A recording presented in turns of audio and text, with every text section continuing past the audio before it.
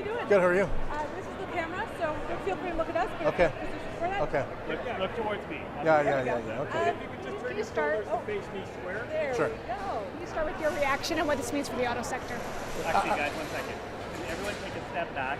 I'm going to get you to take a step forward and then turn you a little bit to camera because it's cool. Okay, there we go. Someone at you and that's a cool. Yeah, just don't look into the camera. Yeah. Just start with your reaction and what this means for the auto sector. I think this is a good whole of government approach to a crisis. I know we find nice words to describe where we are. Our biggest customers said, we don't want your product. And the entire industry is built to deliver products south of the border. And so there's a few things here that are important. Football fans will know the value of a good punt.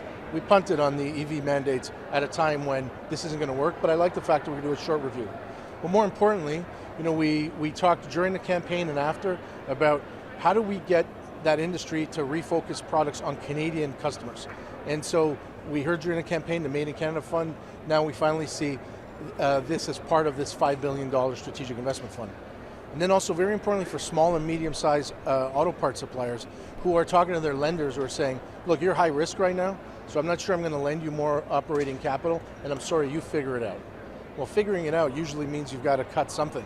And so for all the workers we see on the floor here, it's important that there's new liquidity, operating liquidity coming from Canada, where you don't have to go to the bank and beg. At a moment when you did nothing wrong as a manufacturer, you just subject to the whims of the White House. Why are Canadian automakers moving faster on EVs? They are. So the challenge is, over the last couple of years, every single manufacturer here committed to making an EV or a battery or a plug-in hybrid. 85% plus of the product that are made here sold to the US, and the Americans said, we're ending the incentives, we're ending the industrial support, let's go back to pickup trucks and dead dinosaurs. And the factories here are geared to push product there. So we've asked for a pause. You've all heard me talk about the EV mandates. We're committed to electrification, especially the supplier end, but you have to be able to get contracts where there's volume so that you make hundreds of thousands of something so you can employ people. If people are not buying or you don't have that market, it's nice to do, like we built Project Arrow, but we built one car. I don't have to worry about whether somebody buys it. All these companies sell hundreds of thousands and none of them are headquartered in Canada. Flavio, I wonder if there is a pause in EV, are you worried about losing ground to the Chinese? Because we already have tariffs on Chinese EVs to secure a domestic market.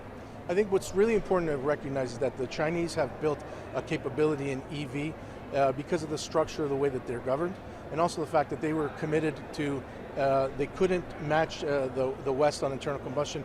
They didn't have a chance on diesel, and they took a good bet.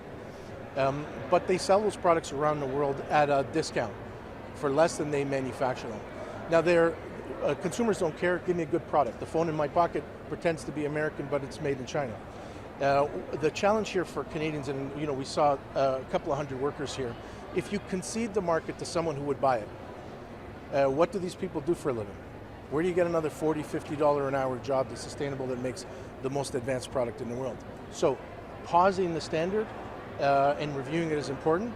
Not abandoning electrification is really important because on the supply chain end of it, with unfortunately too long lead times on critical minerals, we can match the Chinese in a whole bunch of places that matter. We need the White House to change course. We need to invest in ourselves. I'm glad that we punted right now, but I'm also glad that we're still committed to it.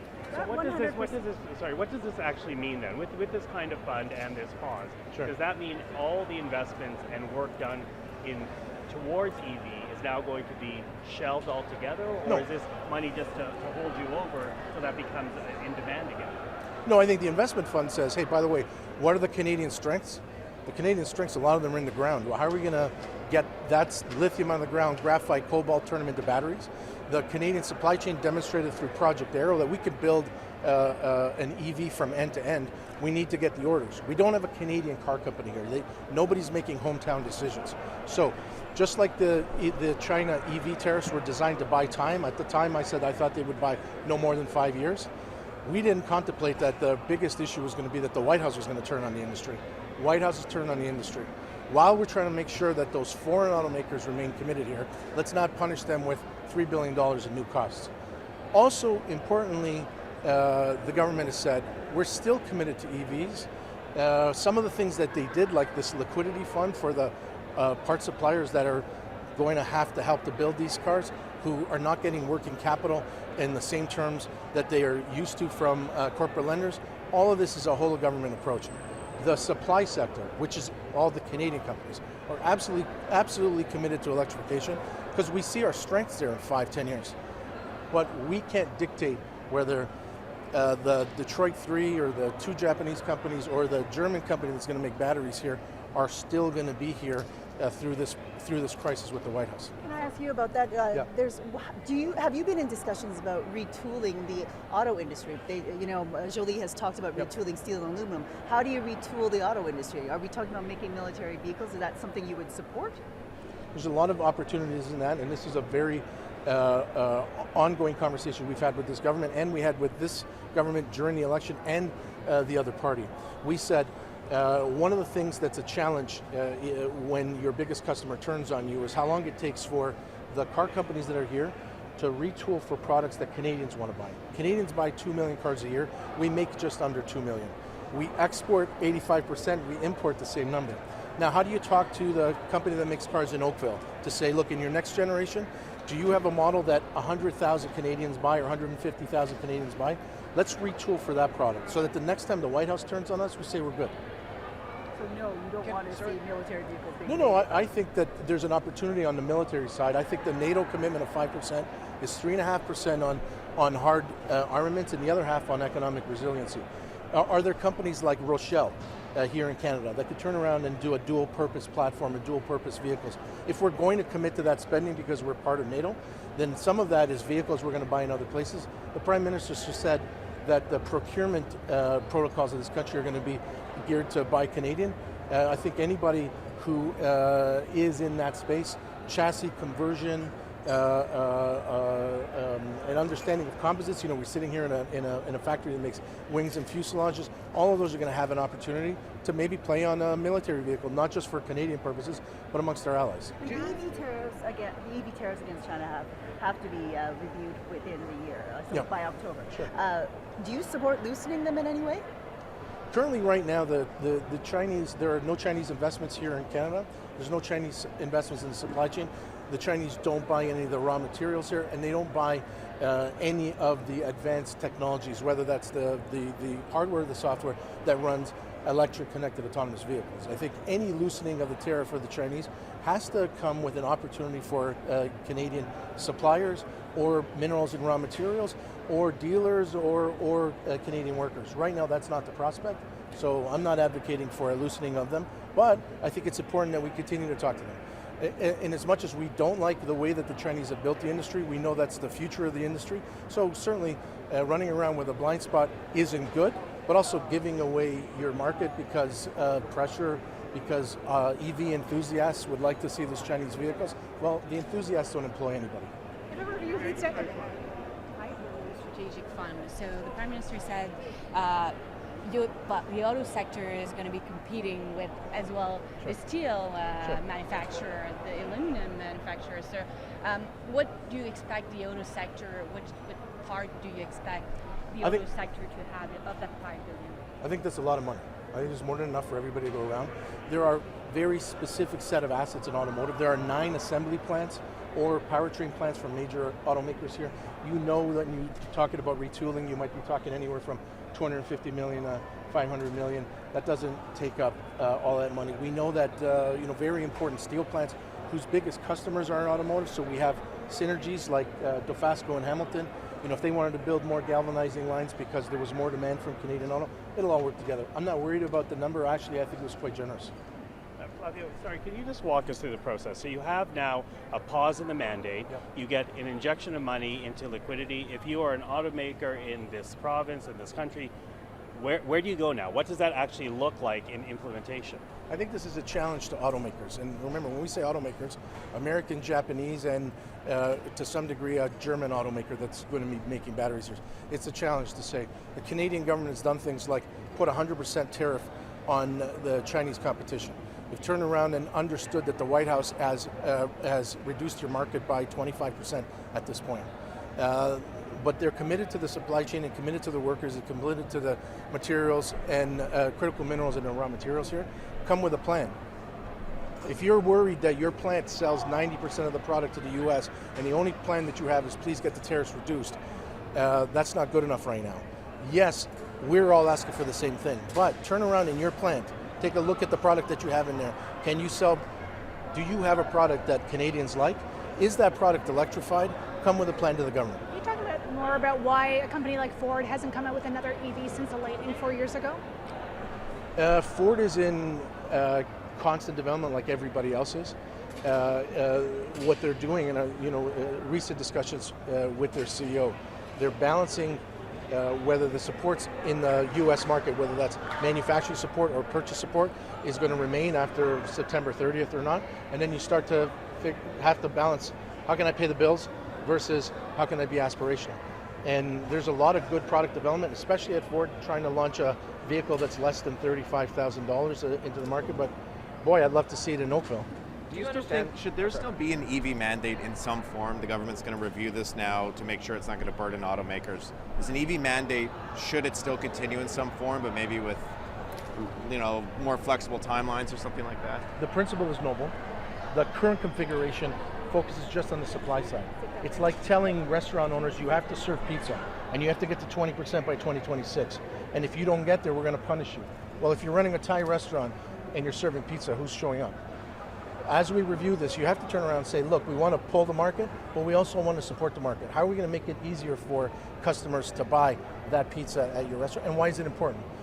On electrification, it's important because with Canada, a lot of what we have that's in the ground that just needs a business case to be processed into batteries, into powertrains, is there, but it's about 5-10 years out.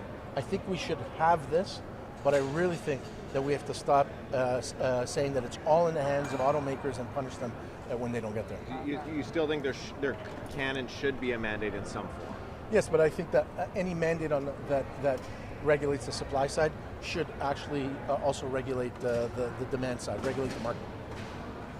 Do you understand, sorry, and I don't know how much you guys care about this, but the Clean Fuel Standard amendments they're making, has somebody explained to you what that is, and do you understand what's going on? I'm the wrong guy to comment on. Okay. Yeah. What was I going to ask? I don't smoke cigars. Yes. What is your vice of choice? No. Does this action today mess with Ontario's plans at all? Like, they're betting so big on EVs, right, and so much government. No, I think it's actually quite good, especially the liquidity for manufacturers. Ontario is saying we want to stay in this, and we're making funds available for companies that have that are export focused, that can show a reduction in sales, and that they have a minimum amount of employees. I think that works with this liquidity fund here. I also think that the federal government saying, hey, by the way, we're not getting out of the EV business. We're punting for 2026. We're going to review it, and we're making money available. I think it complements the Ontario money available, whether that's tax deferment and other things. Come back with a plan that has these products that'll sell to Canadians or Ontarians, and we'll figure out what to do on the market. Okay. Can Thank we you so much. get your reaction to what the Prime Minister was saying the other day about the sectoral deals? They're getting close to sectoral deals, maybe, but it's not guaranteed. Well, it was really cryptic. Seriously small deals. Seriously Yeah. small deals. Yeah, really cryptic, but I we took it to be, the Americans look like they are willing to move on some things and not on others. And do you take a whole of Canada approach? This is the only time we're at the table. Let's put aside the CUSMA renegotiation for a moment. You're at the table now and you've got some cards to play like aluminum. Do you use them to make a good deal or try to force a good deal for steel and autos? Or do you concede that you can't do that and you do something for aluminum right now? I think all of that's starting to converge into the CUSMA renegotiations. I think he's just expressing that it might be that at some point something is accretive enough that Canadians in general might say, well, I'd take that deal on that piece and then move forward with the rest. What is Trump not willing to move on? Well, I think he's been very clear that he's not willing to move on steel. But And when he says he doesn't want cars made outside the United States, like how do we? Well, I'll tell you what we did on. Yeah. So when he said that at the beginning of the year, And he said, we don't need Canadian cars, we don't want Canadian cars. We went on a real public math offensive to say, well, those cars are made, half of them are made by American companies, and all of your cars are made with parts that come from here. So if you want to tariff them and shut down the entire industry, go right ahead and do it. In part of that back and forth, from an industry advocacy point of view, we got the Americans to understand that if you tariff parts, you shut everything down. So the fight has now moved to cars, and we're watching Ford, General Motors, and Stellantis pile up billions of dollars in lost revenue. Those third quarter results are going to be a lot of pressure on the White House to find an accommodation. What's that accommodation? I believe it's the American content within those cars, which has gone up 10% since we signed the Kuzma. And there's steel from Pennsylvania and there are resins from Texas. I think we have to be patient. One of the things that's going to happen that's out of our hands is the Mexico deadline and the China deadline are November 1st and November 12th. And the pressure that China can put on might change how the White House views Detroit and therefore Windsor and therefore Oshawa. It sounds like they've moved on from this one big deal on trade and national security, and it's more about renegotiating Kuzma. Steel, there's no movement on, maybe getting some deals on other things like aluminum. Well, look, first thing I want to say, I'm not in the room. But you're on yes, but from what I know from just outside the room, yeah, is Canada's continued to push for Canada. I think what you're hearing is an expression of what they're hearing on the other side of the table. We don't care about Canada, we care about the U.S. And when we care about the U.S., we might care about aluminum shipments. And I think the Canadians have stuck to, yeah, we care about aluminum too, and it comes from Canada. I think you're just hearing some candor about how the other side is feeling about our approach to one big deal. Thank you so much. Appreciate it. Thank you. Yeah. Thank you. Sure. Really appreciate it.